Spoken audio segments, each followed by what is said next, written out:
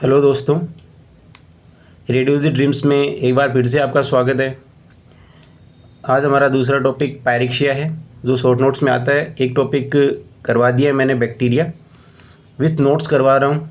अच्छे टॉपिक्स हैं, आपके काम आएंगे। आइए मेरे साथ। पायरेक्शिया क्या होता है? पायरेक्शिया हम बोलते हैं फीवर को। फीवर यानी जो बुखार होती है उसको बोलते हैं पायरेक्शिया। ये एग्जाम में क्वेश्चन आता है, पायरेक्शिया नाम से लिखा हो तो वहाँ के बच्चे क्या होते हैं, कन्फ्यूजन हो जाते हैं कि पायरेक्शिया क्या आ गया, क्या करना है इसमें। इसलिए मैंने शॉर्ट नोट्स बनाए, आपके काम आ जाएंगे। देखिए इसका इंट्रोडक्शन देखिए पायरेक्शिया में, कि पायरेक्शिया मीन्स फीवर होता है, यानी बुखार। बुखार तो जानते हो, नॉर्मल किसी को भी हो सकता है भाई, ठीक है। पायरेक्शिया मीन्स क्या होता है? बुखार, फीवर होता है। फीवर से बॉडी का कोर टेम्परेचर, यानी जो सही टेम्परेचर होता है बॉडी का, वो क्या हो जाता है? नॉर्मल रेंज से ऊपर चला जाता है। नॉर्मल रेंज समझते हो? जो बॉडी का नॉर्मल टेम्परेचर होता है वो कितना होता है? वो होता है 37 डिग्री सेल्सियस, और इसको फ़ारेनहाइट में नापें तो वो कितना होता है? 98.6 डिग्री फ़ारेनहाइट। तो ये नॉर्मल टेम्परेचर होता है बॉडी का। अगर इससे ऊपर चला जाए तो उसको हम क्या बोलते हैं? फीवर बोलते हैं, पायरेक्शिया बोलते हैं, ठीक है। तो वो लगभग कितना जाएगा तब इसको फीवर या पायरेक्शिया बोलेंगे? लगभग 100.4 डिग्री फ़ारेनहाइट या फिर 38 डिग्री सेल्सियस तक चला जाता है, तब इसको हम पायरेक्शिया या फीवर बोल देते हैं, ठीक है। आगे देखिए कि दिस इज़ नॉट डिजीज़, ये कोई बीमारी नहीं है भाई, कोई हाई रिस्क बीमारी नहीं है कि आपको फीवर हो गया तो अब आप मरने वाले हो, कोई बीमारी हो गई है बड़ी। ये कोई दिक्कत डरने की बात नहीं कि ये कोई बीमारी नहीं है, लेकिन बॉडी के इम्यून सिस्टम की डिफेंस मैकेनिज्म होती है जो इन्फेक्शन से लड़ती है। क्या हुआ इसमें? कहने मतलब अगर हमें फीवर हो गया तो हमारी बॉडी में कुछ जैसे इन्फेक्शन वगैरह भी होता है, उस वजह से भी फीवर हो सकता है। मतलब बहुत सारे रीजन होते हैं, उस वजह से हमें फीवर हो सकता है। कि हमें सर्दी लग गई तो हमें फीवर हो सकता है। तो इस टाइम क्या होता है, हमारा जो बॉडी का इम्यून सिस्टम होता है वो एक डिफेंस मैकेनिज्म की तरह, मतलब डिफेंस के रूप में काम करता है हमारी बॉडी में, और हमारे जो बॉडी में इन्फेक्शन होता है उससे लड़ता है। तो हमारा बॉडी टेम्परेचर हो गया तो हाई हो जाता है, इस वजह से हम इसको क्या बोलते हैं? फीवर बोलते हैं। ओके गाइस, आगे देखिए हमारा बॉडी का नॉर्मल टेम्परेचर कितना होता है? 37 डिग्री सेल्सियस, और फ़ारेनहाइट में इतना होता है 98.6 डिग्री फ़ारेनहाइट। और पायरेक्शिया में कितना हो जाता है? 100.4 डिग्री फ़ारेनहाइट और 38 डिग्री सेल्सियस। आगे देखिए जो फीवर होता है उसका क्लासिफिकेशन दिया हुआ है, नॉर्मल रेंज में लिखा है, ज़्यादा हार्ड नहीं है, लेकिन ये जो रेंज है वो देखो आपको याद करनी पड़ सकते हैं भाई। इसका कोई तोड़ है नहीं, वैसे आपको याद करना ही पड़ेगा अगर आपको पढ़ना है तो। क्लासिफिकेशन और पायरेक्शिया भी टाइप ऑफ पायरेक्शिया, इसके टाइप देखो। लो ग्रेड फीवर, ठीक है। मॉडरेट यानी जो नीचे का लो होता है वो लो, एकदम कम। मॉडरेट यानी मध्यम बुखार है। हाई फीवर यानी हाई, तेज एंड टेम्परेचर बहुत ज़्यादा हाई है। अब देखो कब होता है, क्यों होता है, क्या इससे इफेक्ट हो सकते हैं वो देखिए। कि टेम्परेचर कितना हो जाता है लो ग्रेड फीवर के अंदर? 99.1 डिग्री फ़ारेनहाइट से लेके 100 यानी 100.4 डिग्री फ़ारेनहाइट तक इसका टेम्परेचर चला जाता है फ़ारेनहाइट में। यानी 99.1 डिग्री फ़ारेनहाइट से लेके 100.4 डिग्री फ़ारेनहाइट तक चला जाता है। और इसी को हम सेल्सियस में देखें तो कितना हो जाता है? 37.3 डिग्री सेल्सियस से 38 डिग्री सेल्सियस तक चला जाता है। ये है हमारा टेम्परेचर कब? लो ग्रेड फीवर के अंदर। और ये कब हो सकता है? हमारी नॉर्मल वीकनेस होती है नॉर्मल बॉडी में, तभी भी ये तब भी हो सकता है, ठीक है। नॉर्मल वीकनेस में भी हमारा लो ग्रेड फीवर हो सकता है। आगे देखिए मॉडरेट फीवर। मॉडरेट फीवर क्या होता है? ये हमारे जो कॉमन इन्फेक्शंस होते हैं उसमें भी हमें मॉडरेट फीवर देखने को मिल सकता है, यानी मध्यम जो बुखार होता है हमारी बॉडी का वो। इसका टेम्परेचर कितना होता है? अगर फ़ारेनहाइट की बात करें तो 100.6 डिग्री फ़ारेनहाइट से लेकर 102.2 डिग्री फ़ारेनहाइट तक, ठीक है। और अगर हम इसको सेल्सियस में देखें तो 38.1 डिग्री फ़ारेनहाइट से लेके 39 डिग्री सेल्सियस, 38.1 डिग्री सेल्सियस से 39 डिग्री सेल्सियस तक देख लीजिएगा एक बार। और कॉमन इन्फेक्शंस जो हमारी बॉडी में नॉर्मल इन्फेक्शन हो जाए उस वजह से हमें मॉडरेट बुखार हो सकता है। हाई फीवर देखिए, इसका टेम्परेचर कितना होता है? 102.4 डिग्री फ़ारेनहाइट से लेके 105.8 डिग्री फ़ारेनहाइट। ये रेंज आपको याद करनी होगी। अगर आपको याद करना तो अच्छा आप एक में याद करना, कोई जरूरी नहीं है कि आप दोनों याद करो। आप सेल्सियस वाली याद कर लेना। यहाँ पे जो एक ऊपर वाली जो रेंज बताई थी ना, अगर आपको ये याद रह जाए ऊपर लिख देना, और यहाँ पे फिर आप एक मतलब रेंज याद करना, चाहे सेल्सियस वाली करना चाहे फ़ारेनहाइट वाली करना, ठीक है।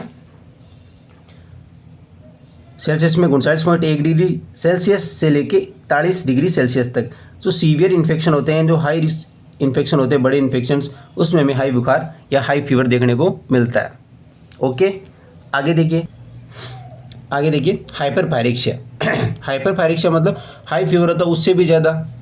ये कब हो सकता है? जैसे हमारे को मान लो इतना ज़्यादा हो गया कि कोई ब्रेन डैमेज हो गया, हमारी जो मतलब सिर की जो कोई नस वगैरह है वो फूल गई और सीजर्स आ रहे हैं, है ना, उस वजह से हमें क्या होता है, हाइपरपायरेक्सिया भी हो सकता है। और इससे क्या होगा, जो बॉडी टेम्परेचर वो कितना हो जाएगा, 105.8 डिग्री फ़ारेनहाइट से ज़्यादा, और सेल्सियस में बात करें तो 41 डिग्री सेल्सियस से भी ज़्यादा, तब इसको हम बोलते हैं हाइपरपायरेक्सिया। ठीक है, अब हम बात कर लेते हैं पैटर्न ऑफ फीवर के, यानी बुखार के तरीके कौन कौन से हो सकते हैं, किस तरह की बुखार हमें आ सकती है। वो तो हम टेम्परेचर के आधार पर पढ़ रहे थे। तो ये बुखार होती है, कई बुखार लगातार आती हैं, कई धीरे धीरे आती हैं, कई मतलब एक बार आ जाती हैं, फिर 2 दिन बुखार नहीं आती, फिर बाद में वापस बुखार आ जाती है, 1 घंटे के लिए रुक जाती है। इस तरह के जो बुखार होते हैं वो हम पढ़ेंगे। पैटर्न बुखार के तरीके किस प्रकार के हैं वो देखिए मेरे साथ। फीवर के पैटर्न देखिए आप। इसमें क्या है कि कंटिन्यूस फीवर है, रिमिटेंट फीवर है, इंटरमिटेंट फीवर है और रिलैप्सिंग फीवर है। क्या है? रिलैप्सिंग। ये फीवर आपको 4 टाइप की मैंने दिखाई हैं। तो अब आप देखिए इसमें कंटिन्यूस फीवर को देखिए। इसमें फीवर कंटिन्यूस रहता है, यानी लगातार फीवर रहता है। पूरे दिन में टेम्परेचर 1 डिग्री सेल्सियस से अधिक ड्रॉप नहीं होता है, यानी नीचे नहीं आता है, 1 डिग्री सेल्सियस से नीचे नहीं आता, वहीं से ऊपर ही रहता है। ये कब हो सकता है? टाइफाइड में हो सकता है, यूटीआई यानी यूरिनरी ट्रैक्ट इन्फेक्शन होता है, उसमें हमें कंटिन्यू बुखार हो सकता है। टाइफाइड में भी हो सकता है। ठीक है, यानी लगातार रहता है।